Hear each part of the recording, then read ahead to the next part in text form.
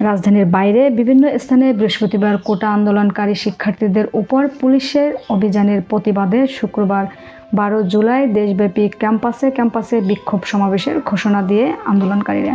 প্রতিবার 11 জুলাই রাত 9টার দিকে এই নতুন কর্মসূচি ঘোষণা দেন বৈষম্য বিরোধী ছাত্র আন্দোলনের সমন্বয়ক নাহিদ হাসান। নতুন কর্মসূচি ঘোষণা করে তিনি বলেন, আমরা সব বিশ্ববিদ্যালয় প্রশাসনের কাছে অনুরোধ জানাবো, নিরাপত্তা দেওয়ার দায়িত্ব কিন্তু আপনাদের।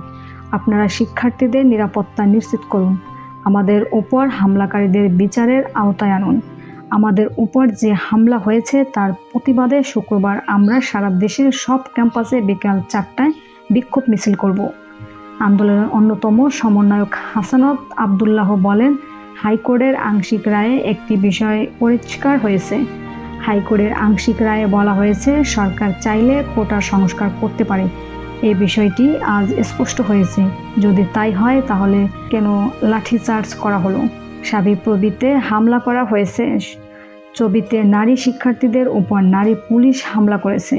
কুমিল্লা বিশ্ববিদ্যালয়ে হামলা হয়েছে।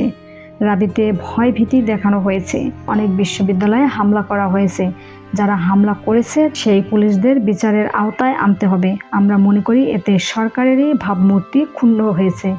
আপনারা এতদিন আমাদের বলেছেন আদালতের প্রতি ভরসা রাখতে। এখন আদালত আপনাদের দায়িত্ব দিয়েছে, সেটি আপনারা পালন করুন।